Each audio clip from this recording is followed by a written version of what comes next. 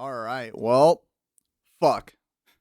So, already ruined my New Year's resolution of uploading every Tuesday for all of 2024. But within all fairness, my throat's been out of commission. I had a bit of the tonsillitis, and typically I wouldn't want to admit that I have a throat infection in any other sort of circumstance, since people instantly attested towards you putting that thing to work. But is that a fair analysis or not? Like, I generally don't know. Like, obviously they're making a fucking mockery of me, but when it comes down to it, has a shorty ever gone down in history of like getting a throat infection from giving some evil head to dirty ass dick?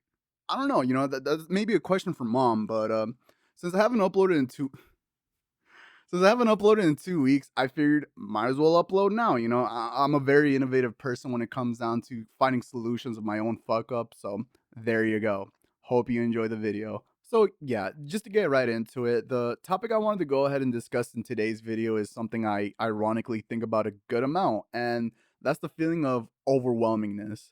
Now, we're all fucked up on something. We've all got something that's going to burden us. We're all objectively overwhelmed by at least something in our lives. And to me, there's two types of overwhelmingness. There's the uncontrollable, then there's the whole willingness to take on a lot more than you clearly can, just out of sake of an ideal outcome.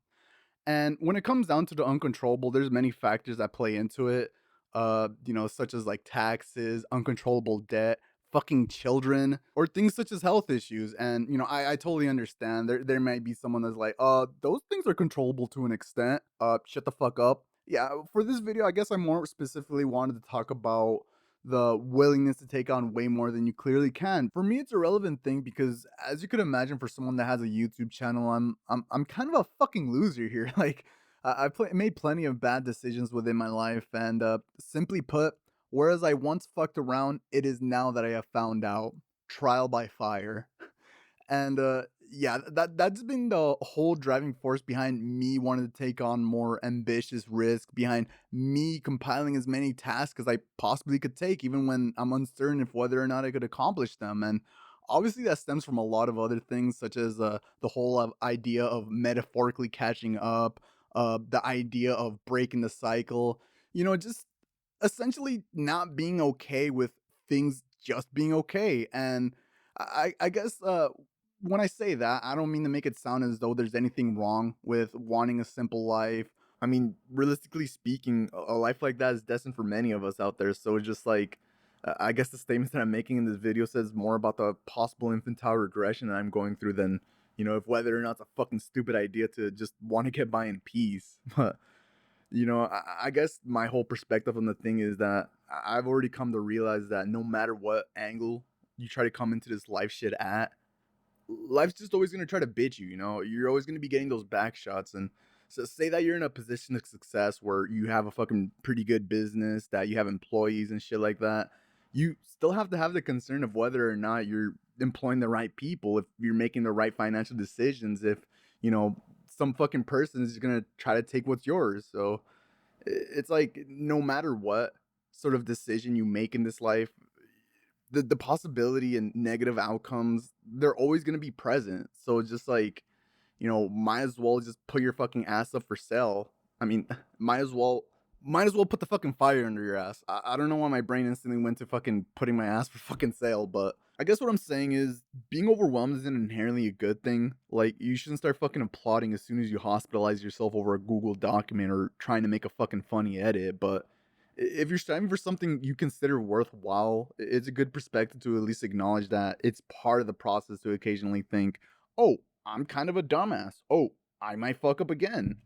Oh, because I mean, there's definitely a contrast between going through a tough time building yourself up versus wanting to rage quit life because of your interests and hobbies, which I'll be honest, is probably the gayest thing you could allow your mind to do.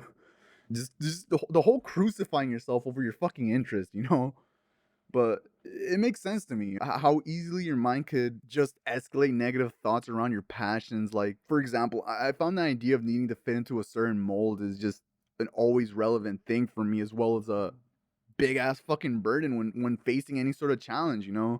Like, obviously that applies with everything in life. The whole comparison is a thief of joy sort of deal. But like for me, I have an interest in animal care, editing media, cannabis, YouTube.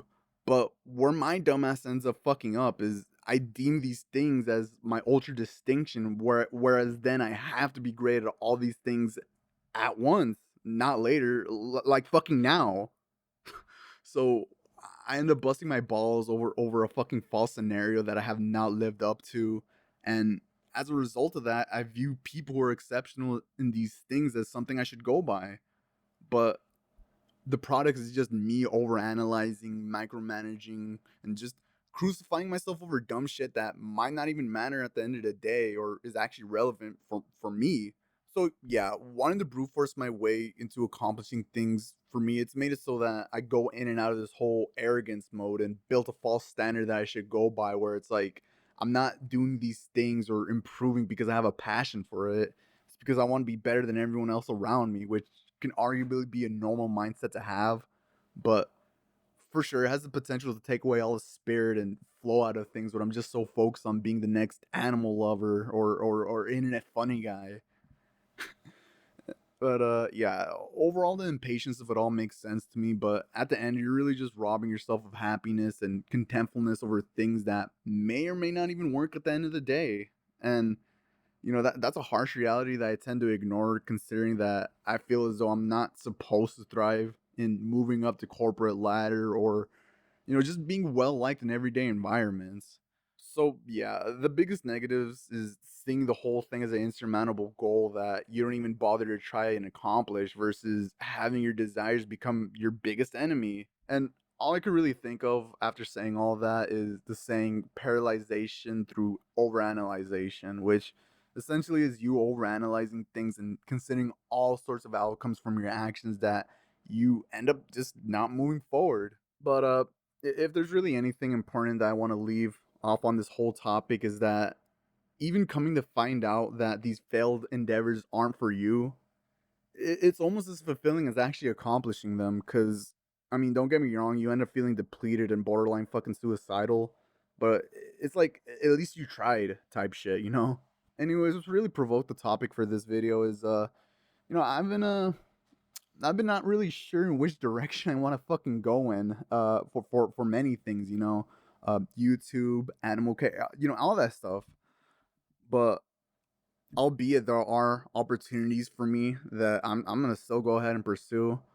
But I guess what I'm saying is that I'm a lost motherfucker. I'm feeling kind of lost. But hey, man, at the end of the day, I feel like that really grants you the opportunity to really just have as much freedom as possible when it comes down to expression, when it comes down to the path that you choose to have for yourself. Um, I'm cringy, I'm awkward, I'm gay, not literally. Oh, okay, hold up. So the other day I was kind of venting. I'll be honest, I was drunk on fucking Call of Duty and I was just saying a lot of stuff, but at the same time I was kind of memeing around and throughout this time I was saying I'm fucking gay, I'm gay as a meme. And this guy like he gave me like genuine advice about like all these things that I didn't want to like bother to correct them. Like, dude, I'm just it's a prank. I'm not actually like I was saying. I haven't really been too sure in which direction I should take the things that I'm involved with, and more specifically, like things with YouTube. I find that I can't really go mask on, mask off with the whole hyper autistic schizolord behavior that I exude. I just sort of figured might as well go ahead and take baby fucking steps for the fucking little retard. Like I one thing that I've noticed that my content is not digestible, and me calling it content is me giving it so much fucking justice. Like, but trying to make my things trying to make my thing more digestible. Trying to make my thing more digestible by taking a shower at least twice a week. Um, nah, yeah, just working on the small things and trying my best not to fucking look at the whole. Don't look at the whole. Anyways, that's about it for the topic of this video. Expect an upload or two next week. If you watched the entirety of this video, I thank you. Please leave a like. If you didn't, then no surprise. Yeah, race war coming soon. You did not start no car battery with your bare hands. If I didn't, may God murder my children. I hate that I even spoke about that. If I didn't, may God murder my children. No, don't say that. Please, kill them today. Right now, today. Kevin. And